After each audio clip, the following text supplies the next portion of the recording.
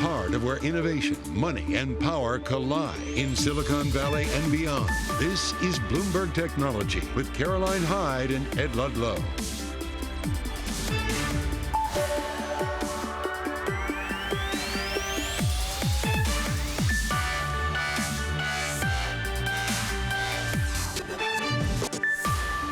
I'm Caroline Hyde at Bloomberg's world headquarters in New York. And I'm Ed Ludlow in San Francisco. This is Bloomberg Technology. Coming up, we sit down with Marcelo Clare. He's launching a new venture firm focused on Latin America, aiming to raise $500 million for its inaugural fund. Plus, more hurdles facing the Microsoft $69 billion takeover of Activision Blizzard. We'll discuss why a US judge is temporarily blocking the deal. And Google hit with charges by the EU for abusing its ad tech dominance. We break down what's next for the process that could take years to resolve. But first, let's check in on these markets at the moment, Ed, because it is a day of macro consequences. It's a day when we wait for the Federal Reserve to come out. Will it pause? The market expects so. S&P 500 on a roll on its longest winning streak since November 2021 if we hold on to these gains. The Nasdaq 100 also on the higher side. Big tech on top. We're up by 0.5%. The US 2-year actually interestingly falling on the day as people really do think that the Federal Reserve is going to be forced to pause. That PPI data, that focus on inflation actually showing some easing once again today. So people thinking good news is good news at the moment. And let's flick it on and look to the risk asset of choice when it comes to our world of technology. Bitcoin having a bit of a volatile day, but look, we're holding up to 0.5% gains. This as we start to see maybe some reprieve in the anxiety around Binance in particular and their particular token. We're seeing at the moment a weakening the US dollar versus Bitcoin. We're at 25,976. What have you got in terms of the micro, Ed? Yeah, single names. In terms of movers to the upside, Tesla, we continue to track. It's kind of flirted between gains and losses, but if it is up at the close, it will be a 14th straight day of gains for Tesla. More than $240 billion of market cap has been added in that run. You get into the numbers, that $240 billion market cap gain is bigger than the standing market cap of 90% of the Nasdaq 100. We look at RSI, Relative Strength Index, and this is a stock that is very much in overbought territory. Around 88, anything over 70 is overbought. Two kind of news movers out there as well.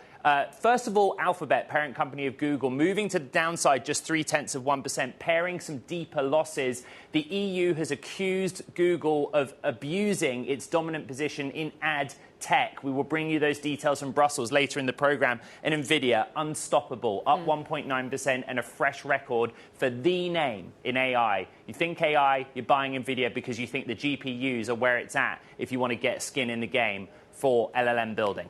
Tell you who else is unstoppable. Marcelo Clare, the former chief operating officer of SoftBank, got a new gig, executive chairman, managing partner of his own venture firm, Bicycle Capital. The firm has already amassed $440 million in commitments so far for its inaugural fund. And I'm so pleased to say that we're not only joined by Marcelo, but Shu Niata, Bicycle's other managing partner, also of SoftBank, someone that we've spoken to previously on shows and Bloomberg events. Welcome, both of you, racing to us. Marcelo, you're targeting $500 million. You've already amassed the $440 million. What would you selling to people? Why Latin America? What is there? So first, thanks for having us. I'll tell you that it feels so good to be an entrepreneur again and to have finalized my non-compete and be able to do what I love. And as I've shared with you in the past, my passion is in Latin America. It's a great place. It has size. It has great entrepreneurs. It's already created some amazing technology companies that are world numbers one. And I think all it's lacking is capital. So, we're lucky that this is our first day of a fund and we've only made a few phone calls and it's nice to launch with $440 million. We should reach our target of $500 million, which is what we're targeting to get it done.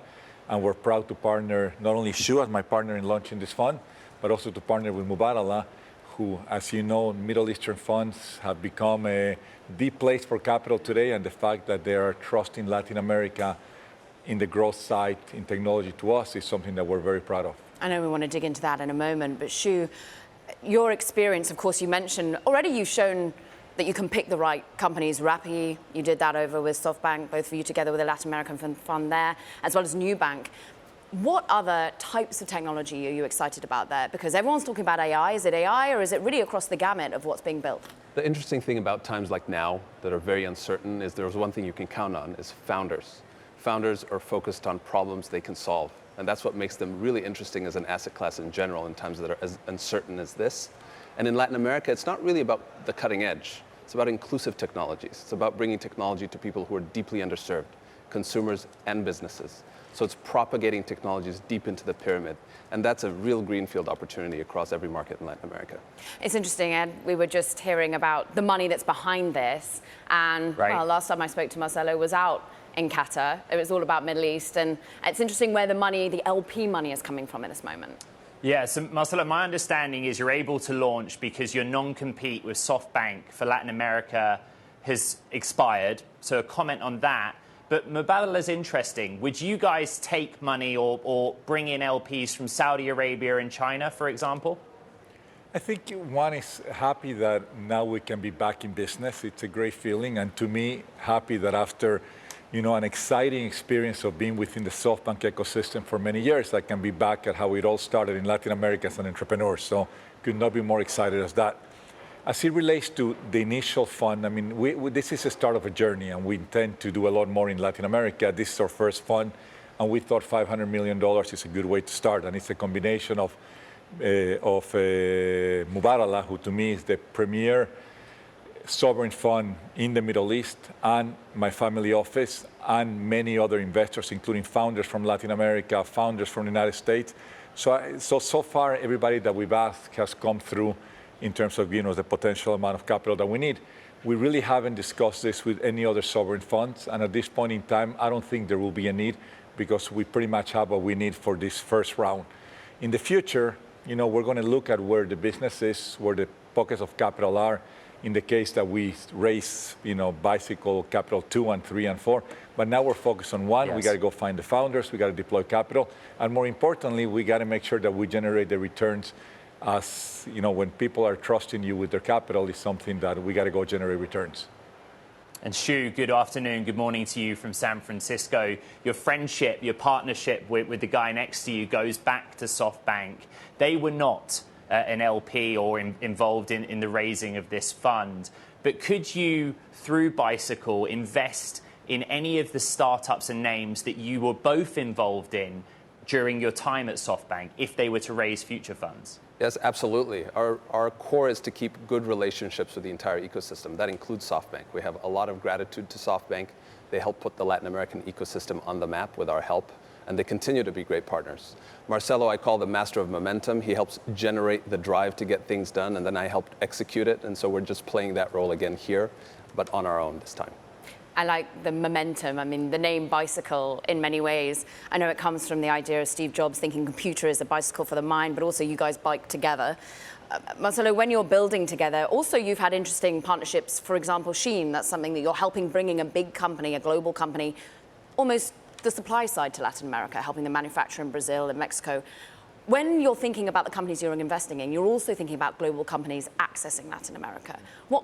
What kind of big companies are you thinking of? How much of the fund would be dedicated to that? So this fund is all about Latin America, and it's about helping Latin American founders accelerate the momentum that they have, because there are great businesses in Latin America, but it's also about helping global companies who have a global momentum to basically land in Latin America. Latin America is close to 700 million people. People in Latin America make 4 times the amount of money that people make in India. The GDP of Latin America is 2x the size of India. So Latin America is a great place if you understand that it's not an easy place to do business. It's complex, taxation and other things. So we plan to invest not only in Latin American founders, but also in companies that are going to go into Latin America. And there are so many companies that, the current geopolitical landscape helps for companies that, want to get into Latin America usually faster than they did before. So excited about bringing companies, bringing, fintechs, bringing companies like Shein, who basically are disrupting the fashion industry. And there are so many disruptors. Like I've always expressed, I think the next 5 years is going to be a world of disruption, not only because of AI, but because of technology. And it's going to change pretty much every industry, every vertical as we know it. And we want to make sure that if anything is being disrupted in Latin America, we have some role to play in that sense. You've been the disruptors before. Vision Fund upended VC in a way in many people's mindset. The size of checks you would write. Shu, if you're getting into really small companies, but also really large ones and global companies, Can the checks be of any size? What are you thinking about where in the lifespan of companies you're going to be entering? It's important to say the ecosystem in LATAM is really good at the early stage. Yeah. They're great funds that have been working for decades to set the foundation. We do not intend to compete with them. So we come in at the Series B and later. Our checks range from $20 to $50 million in any given company. This is not going to be a big portfolio. This is about really choosing a few partners that we can work with for the long term. So we're talking about 10 to 15 companies in the life of the fund. So it's really about a close partnership. And we won't invest more than $50 million in any given company, but we want to have a real seat at the table. So if you want big ownership, you have to go early if you're writing checks of that size. Marcelo, Latin America is more than 650 million people. I get your history with it. But what inside Latin America? Where is the San Francisco or Silicon Valley of Latin America? Is there a Stanford equivalent churning out founders like we see where I am? I want to get some granular detail on where you see opportunities geographically and by which sectors. So, few things. There are so many Latin American founders who actually went to Stanford, who come to Harvard, come to Wharton, and then they go back. And they, rather than become entrepreneurs in the United States, they basically take that knowledge and take it back to Latin America. And most of the stories that you've seen so far, a lot of those founders were US educated, most of them went to Stanford, and then they go back to Latin America with that entrepreneurial mindset. And that has given rise to a booming entrepreneurial ecosystem that's sitting in Sao Paulo, that's sitting in Mexico City, that's sitting in Bogota, in Colombia, because now there are huge stories of success. I mean, you have Rappi, you have iFood, to me, who's probably one of the best food delivery companies in the planet. You got Nubank, which is a Colombian who emigrated to Brazil, and today is the most valuable digital bank in the world, and the one that makes money, and the one that's worth tens of billions of dollars. You have, now you have the growth. You have Mercado Libre, who's a multi-billion-dollar marketplace that continues to grow. So today, there's enough stories of success that have created entrepreneurial ecosystems that have shed employees who are starting a new company. So I think what we started at SoftBank was, we took Latin America from $1.5 billion a year to close to $16 billion a year of investment along other funds. And that gave rise to a booming entrepreneurial ecosystem that right now needs our capital. And I think Latin America deserves a fund that is going to be focused only in Latin America and not the traditional tourist capital that comes in only when good times roll and then they retrench when things are not that good. We're there, we're committed, we're in it for the next few years. I made it a point to focus the rest of my career in Latin America, and that's what I want to do. Shu, you are deeply dedicated not just to Latin American founders, but diverse founders, minority founders with the SB Opportunity Fund. How much, when we are still seeing, an environment where interest rates are going higher, where companies are slimming down, where people are wanting to put money into tried and tested founders, how are you able to still focus on a minority founder? Is that priority? Well, the interesting thing about founders who are underrepresented is they have the grit it takes to succeed. They have been overlooked. They're the perfect solution for this moment in time. They do not come from the typical mold. They have had to struggle to get where they are. And we like to back those founders because we just think they're unfairly overlooked. So again, it's not about the macro for us, it's about the micro. And the people best suited to navigate moments like this are people in places that are overlooked, people who look like they're overlooked. And if you back those folks, we believe you can make a lot of money. We thank you for spending some time with us talking about the vision. Marcelo Clary, Shu Niata, they're running back for a plane. We thank them. Ed. All right, coming up, we're going to take a move from Latin America to Europe, with the EU charging Google with abusing its ad tech dominance. That conversation coming up. Not really weighing on shares, though. We're flat on Alphabet, parent company of Google. I'm also watching shares of Vodafone out in the UK. The company and CK Hutchinson agreed to combine their UK mobile businesses in a deal that will create the biggest wireless company in that country if it passes muster with regulators. Vodafone Group PLC and CK Hutchinson Holdings Limited have agreed to combine them, but it's going to be a transaction where Vodafone owns 51% of this new company with an option to later buy out CK. Again, if it passes the test. London shares, 0.6%. This is Bloomberg.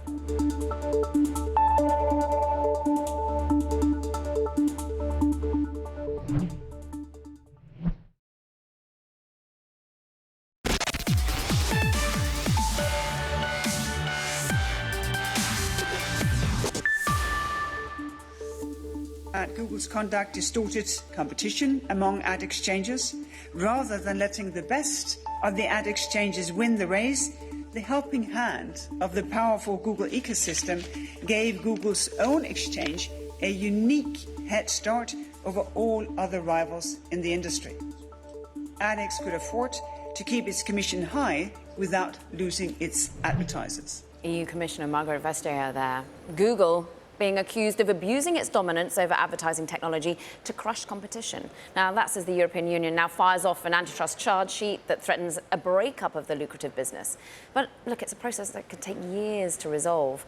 Let's dig into the details. Bloomberg's Mark Bergen is in London. Sam Stolten is in Brussels. And Mark, with the expertise of Google here, I immediately want to get their response. We've just heard from Margaret Vestager, and none of this seems to come as that much of a surprise to them, right?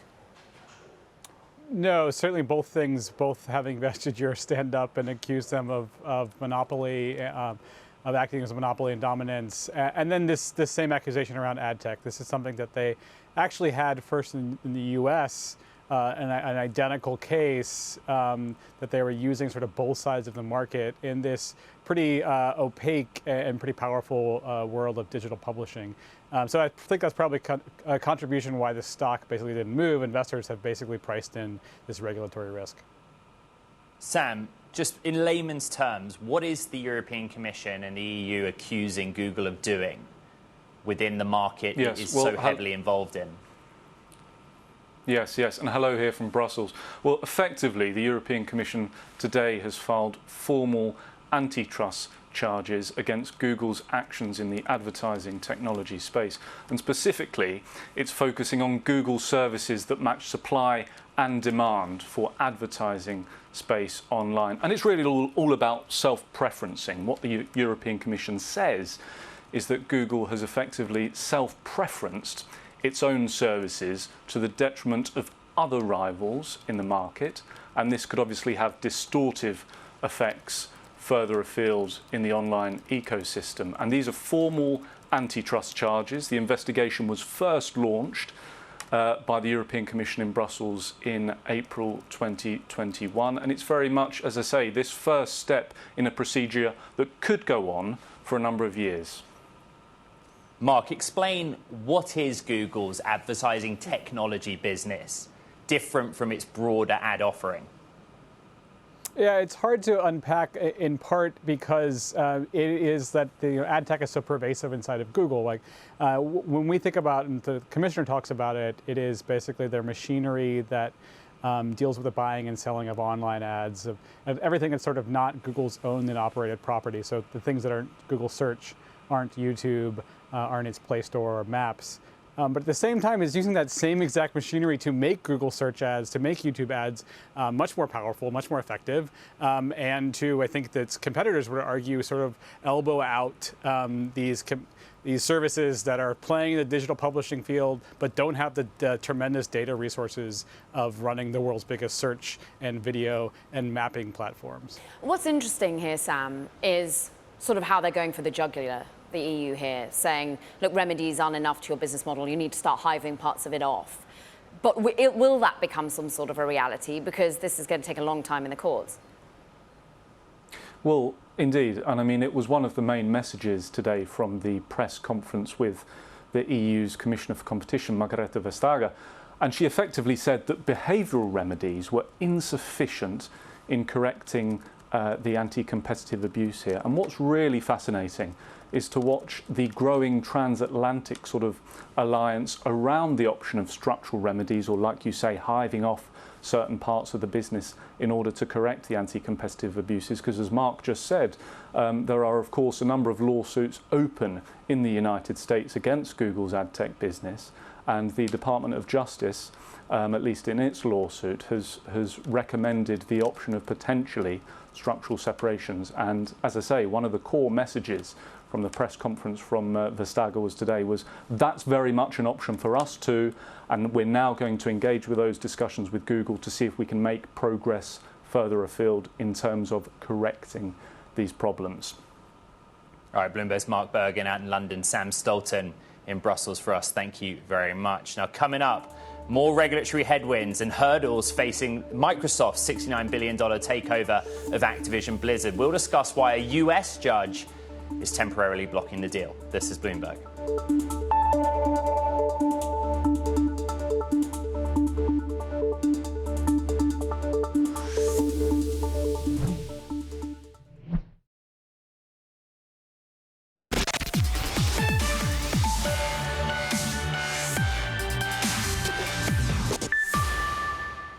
more regulatory action. Microsoft's $69 billion acquisition of Activision Blizzard, well, it's temporarily blocked by a federal judge in California who said a temporary restraining order was necessary to maintain the status quo while the FTC, the Federal Trade Commission, challenges the deal. Joining us now, Bloomberg's Anna Edgerton. And is this just part of normal process? Is this a surprise, or are we expecting it? Well, it's a really interesting development because you see how the FTC is trying to make sure this deal doesn't become a foregone conclusion.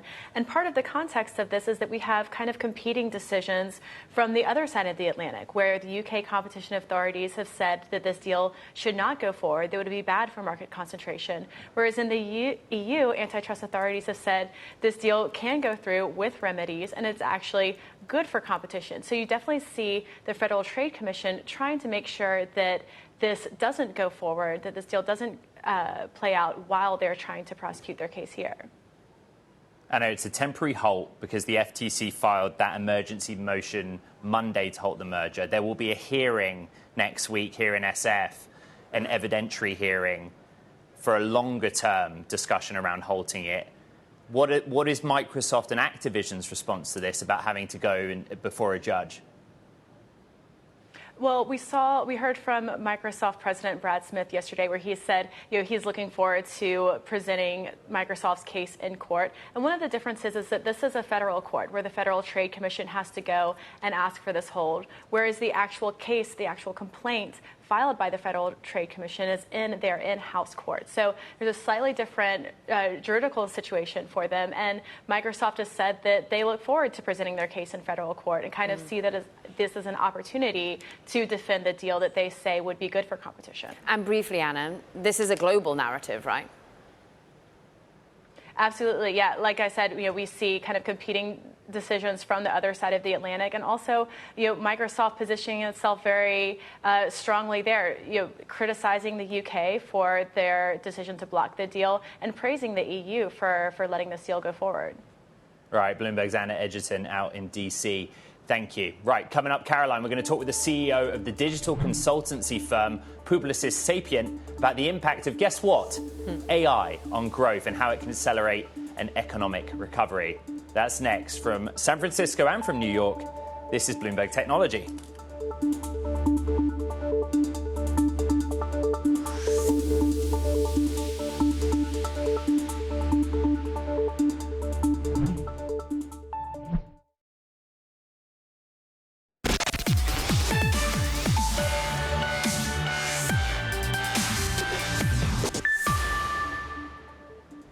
Welcome back to Bloomberg Technology. I'm Ed Ludlow here in San Francisco. And I'm Caroline Hyde in New York. Let's check in on these markets. It is Fed Day. We're waiting for the all-important decision. We are looking at actually the markets sustaining their higher inclination. NASDAQ up 0.4%. Big tech managing to rally as many feel that there's a pause that's likely to happen in terms of interest rates. Of course, that being helpful for some of the technology focus and future cash flows. We're looking at the 2-year yield actually dropping some 4 basis points as people start to price in where indeed the Fed will go. At what point we'll start to see the rate hiking process be at an end, most factoring in September now. We're looking at Bitcoin just up about 0.5% as well. So look, it's relatively wait and see mode overall, but we're seeing some of the anxiety, particularly around Binance Exchange there, dialing back a little bit in cryptosphere. Let's move it on and look at some of the individual movers, because while we're getting Microsoft on the upside more than a percentage point higher, maybe because of course, there's a forced stoppage on their plan to be purchasing Activision Blizzard, $69 billion being dropped. So maybe that's on the rally side, or maybe it's more of an AI theme that's happening with Microsoft today. Nikola, one of Ed's favorites, and focusing in on some 16% higher, actually had been leading some of the charge in the other EV space, but largely Nikola having of late been pushed to pause any future supply side issuance of further shares. But on the upside today, as we see maybe more of an interest rate focus going on. I'm looking at AMD as well. This is AI front and center. This is a company, of course, that's unveiling its AI focused chips, processors that are going to be AI accelerated, being able to support generative AI and the processing of data there that much faster. The market seemed to like what they were hearing from that particular CEO. Ed? All right, Caroline, bear with me. I'm going to do something now and combine two of our favorite topics, AI and inflation, or rather, AI and deflation. How are those two things linked? Well, let's bring in Publicis Sapient CEO Nigel Vaz. Your job is to work with technologists at all kinds of firms, banks, quick-serve restaurants, to digitally transform. You tell us, how AI is deflationary? Our belief right now is that when you think about the ability for businesses to serve customers in lower cost, more efficient ways, AI is a huge accelerant to what they're trying to do, which means they achieve growth with lower costs and efficiency and productivity. Pretty much every Western economy today is suffering from population challenges, people dropping out of the workforce. The hospitality sector in particular has been particularly hurt. So lots of check-in lines, orders heard incorrectly. AI is helping with the work we're doing to start to make these simple, basic consumer experiences easier, more effective, and frankly, more efficient for these businesses. So to us, I feel like that is a real opportunity to drive some of that growth at a lower cost. Where do you sit in the debate around whether AI will eliminate jobs versus sort of be supportive of existing roles? Well, there's some research by David Artur talking about the fact that since 1940, we've now seen 60 to 80% of jobs not exist today. And a lot of those jobs have been created by technologies that have come over the course of that period. When we think about AI, of course, there are going to be some jobs that are impacted, and governments and public-private partnerships, the kind of work we do to bring in new skills and capabilities from younger people entering the workforce into this technology is going to need to happen to continue to build skills. But we also think this is going to be a huge opportunity for growth. We recently acquired fully Publicis Sapient AI Labs, a joint venture we created a few years ago, because we feel like that's going to help us bring in more people into the workforce into this new space. If you think about GDP, Goldman Sachs is talking about 7%. The National Bureau of Economic Research is talking about 14% in terms of impact on worker productivity. I think all of these things will create opportunities. Yeah, Nigel, you just mentioned how you're training, the future workforce. What about the workforce of the here and the now? Do the C-suite, do the people below them have the skill set to be adopting all the joys and risks of generative AI in the here and now? I don't think anybody was expecting the adoption of this technology to happen as quickly as it has, right? But what it does tell you, the fact that you have so many people engaging with this, making this one of the fastest adopted technologies, is the potential is certainly there. With that come risks, management of ethics, understanding bias, all of the issues that have to be worked through. But our belief is certainly now a lot of the existential threat that's being talked about, AI, we're not in a place right now where that is in the immediate future. I think there are bigger issues in the immediate future in the context of AI. Like, how do you ensure that bias and things that brands wouldn't want associated with them, how hallucinations, all of these ideas getting addressed today. And companies are making investments very, very quickly because the benefits on the other side are huge. We're seeing molecule identification in pharmaceuticals. We're seeing fraud detection in banking. We're seeing risk management and risk assessments for mortgages. All of these things now starting to be able to happen so much more seamlessly than was possible before. Nigel, I'm kind of fascinated just the intricacies of exactly what you go and do. You set up a meeting with a company who's new to you. What do you go in and say? How do you start to assess the need of each individual company, where they're currently at, because ML and AI is already in our life, and then what they need to do to start to ensure that they're getting all the benefits of productivity? Publicis Sapient is fundamentally in the business of digital business transformation, right? Effectively, very simply, what that means is helping businesses that were established transform themselves to be increasingly digital in a world that is fast becoming entirely digital. So our approach centers around this notion of this idea called speed. It is an acronym and an idea about helping businesses move quickly. And one of the biggest challenges with enterprise businesses is the CEO would ask for a strategy and a business case, and then that would turn into requirements.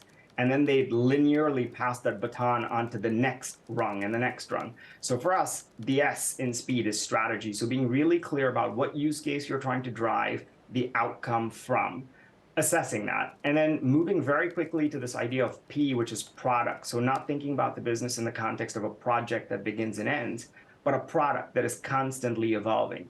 The E is experience. So how do you think about the experience of the employee and the experience of the customer, the patient, the citizen that you're trying to affect? The next E is engineering, which is all about how do you build these experiences in ways that allow you to evolve ever so quickly. And then the D is data and AI. So how do you create that closed loop system, almost like fingers on a hand, where the data feeds back into helping you automate and build the efficiency we're talking about. And that conversation today in many organizations is about, yeah, we've got this and this and this, but they don't work like fingers in a hand. You know, there's a strong thumb and a strong index finger, but they don't connect to the pinky. And guess what? It becomes very hard to lift and shift and move things in that context.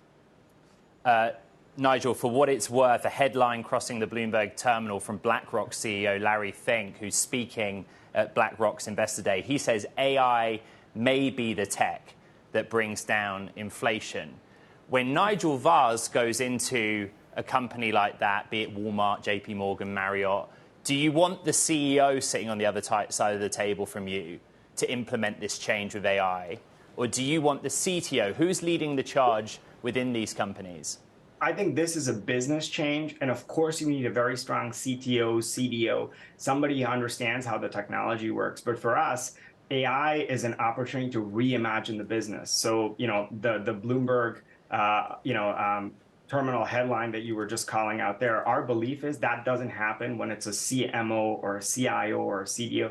This has got to be something that is a CEO priority. And from all of the CEOs I'm spending time with, from some of the biggest companies in the world, I can tell you this is the one technology that they themselves have started to realize will force the choice for them to be more transformative rather than digitizing what they already do, which has been the first wave of digital, I think, thus far. Publicis Sapient CEO Nigel Vaz, great to have some time with you. Larry Fink and you on the same page. Meanwhile, coming up, we're going to be talking about the Swedish tech scene. We are so global today. Standout tech companies that are currently being built in that market. Bob Thomas is joining us, partner at Ox. This is Bloomberg.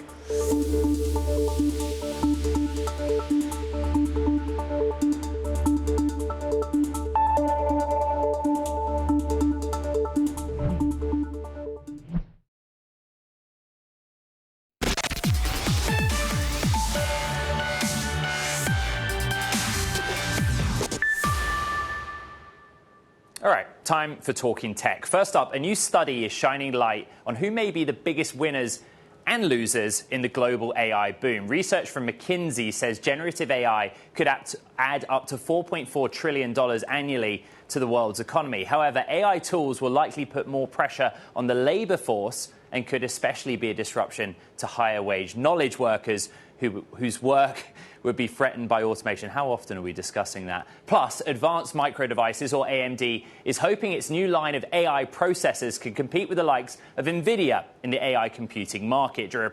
During a presentation Tuesday, the company showcased the MI300X accelerator. It will speed up processing for generative AI services and aims to help data centers streamline a crunch of AI traffic. And speaking of NVIDIA, the company made some hefty stock buybacks last year. After a 3-year hiatus, the chipmaker repurchased more than $10 billion in stock ahead of a massive rally fueled by Wall Street's AI frenzy. Now the company is drawing attention because it stopped buying, despite having more than $7 billion on its buyback authorization. An NVIDIA spokesperson declined to comment. Caro. Let's go broader. Let's go to Europe for a moment, because at the moment, Brilliant Minds 2023 is upon us. Look, it's the foundation and related event established by Spotify founder, CEO Daniel Ek. And it's focusing this year on a theme of future gazing. The slew of speakers ranging from tech startups, actors, activists, education, sustainability leaders, and much more. They've also got a program to highlight startups in the European scene, brilliant innovators. And one of the men behind that is Ox partner Bob Thomas, who's joining us for more on the event and indeed the innovator that you singled out as the winner this year. Let's start, Bob, with Brilliant Minds as an event first and foremost. What is hoped to be achieved? This is about shining a light on Sweden, on the ecosystem, but also, well, Swedish principles in many ways.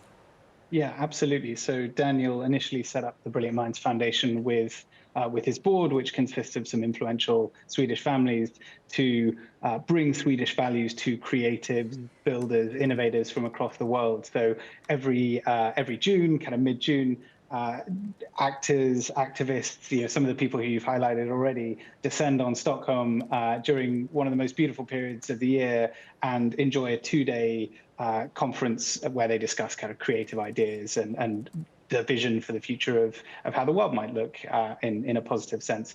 So, in Brilliant Innovators, what we're trying to do is extend that to the startup ecosystem and say, how can Swedish ideals of sustainability, of inclusivity, how can we highlight European startups that are promoting these ideals? And you've singled out as a winner this year a French startup that is all about sustainability, particularly in aircraft, right? You're shining a light on one particular company. It's about hydrogen propulsion. What got you there for this particular set of founders and business that they're trying to build?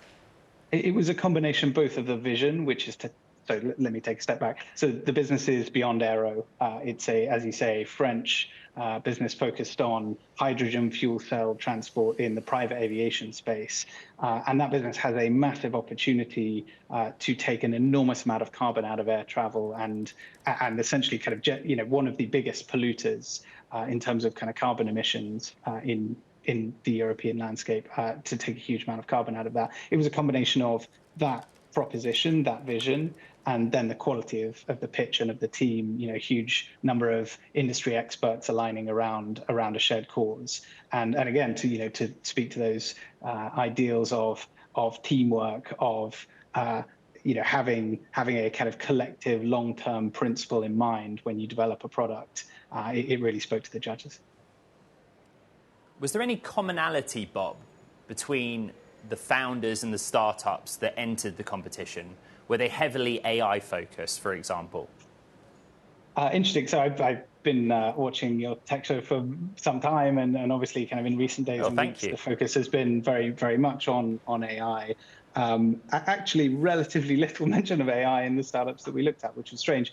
There was a skew towards material science, how to innovate in manufacturing, innovate in heavy industry, with the thinking that a big part of the reason that startups were entering was part of a sustainability theme, part of a long-termism around the environment and around other kind of cultural issues related to pollution. So actually, AI, despite the focus of things kind of more generally within tech and within my space in B2B software in the last few weeks, AI was absent. Bob, earlier in the show, we had Marcelo Claure on about his new venture firm, Bicycle. I'm sure you're familiar with Marcelo, and he's all about Latin America. Let's talk a little bit about Sweden with you. I'm here in San Francisco. The history of this place in Silicon Valley is that you have Stanford. A lot of people focused on computing and software. They found companies. The VCs all moved here. Is there an equivalent thing going on out in Sweden and Nordic nations right now? Yes, absolutely. And I would say to some extent it's already happened. So the European Investment Fund and EIS have highlighted in their annual report that they do kind of ranking European geographies on the basis of various innovation metrics. Sweden's been the top country in Europe for a number of years. And that's driven by, quality of education, but also that first cohort of great Swedish startups has now gone beyond the point where they've, a lot of the founders have exited, they've become public businesses, and you have those initial set of founders reinvesting in the next cohort of startups. So, to take Brilliant Minds as an example, it's a foundation set up by Daniel Ek, and, the support for that foundation is driven by the fantastic success that he's achieved with Spotify. So, Spotify, Klarna, iZettle, these great Swedish technology institutions now are feeding back into that early stage ecosystem, and also, there's a great kind of private capital ecosystem that's developed here over the course of really 20 years, which we're very happy to play a small part in.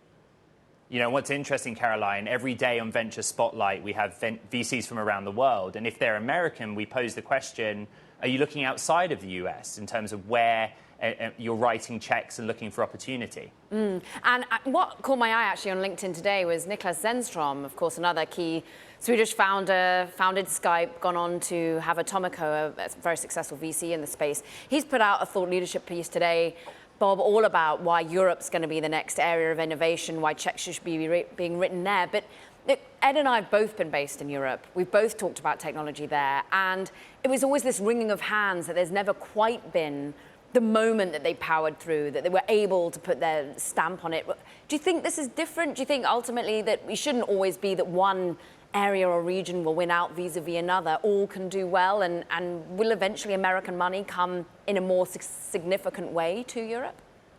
I think we've definitely seen, particularly in a kind of low interest rate environment, particularly during COVID in the B2B software space, we've seen a huge amount of American money come to Europe. And, I will say to some extent, we're seeing it leave again now, given the economy and given the pricing of technology businesses.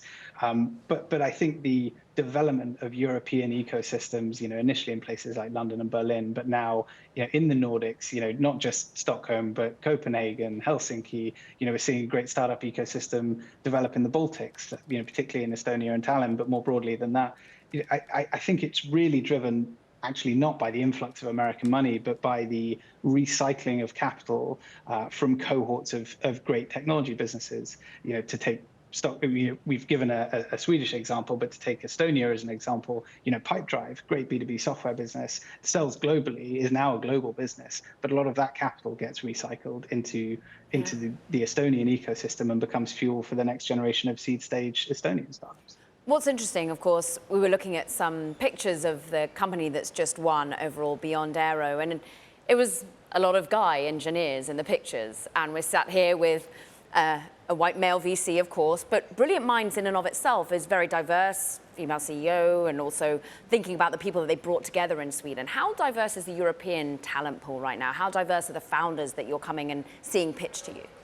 So I would say the CEO of Beyond Aero, Eloa, is a woman, and unfortunately she wasn't pictured in the video. But just to can be clear about that, I think Sweden particularly does rank very highly, particularly in terms of gender diversity in companies.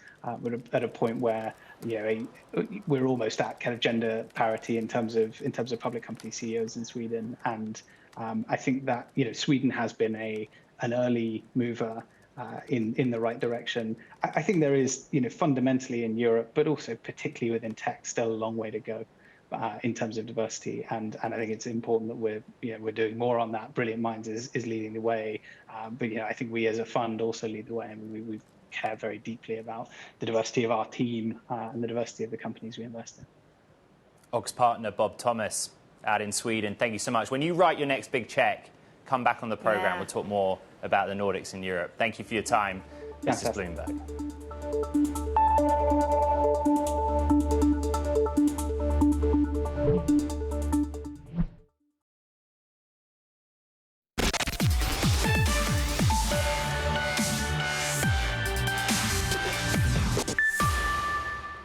Time now for what's going viral. Fans of the Beatles, you're in for a treat. So Paul McCartney says that we can expect to hear one final song from the British pop group. And he's crediting, guess what, artificial intelligence for the help. In an interview with the BBC Radio 4, McCartney said that the song was made using a demo with John Lennon's voice and will be released later this year. And Ed, what's interesting, I was lucky enough to be at Glastonbury this time last year. Paul McCartney was performing, and at that time, he performed alongside, virtually, John Lennon, and that was using an isolated Lennon vocal at that time. So already they were using machine learning. It's called AI to do demixing. So this was a demo tape that Lennon did on a cassette before he died in 1980. He gave it to Yoko Ono. Yoko Ono gave it to McCartney, and all the AI does is isolate the voice. And so in interviews, McCartney's talked about how it's so exciting because tracks that they never quite finished and now can finish are available. But he's also admitted it's kind of scary if you think about it. Give infinite life to something that wasn't quite done at the time. And there is them working with the artists, right? A lot of the other anxiety has been around copyright issues, has been around deep fakes and really how the business and industry navigates that. AI just keeps on giving us new areas to contemplate, and we love it that it's in music at least. Wow, that does it for this edition of Bloomberg Technology. Yeah, big show. So much to recap, so don't forget about the podcast. Spotify, iHeart, this is Bloomberg.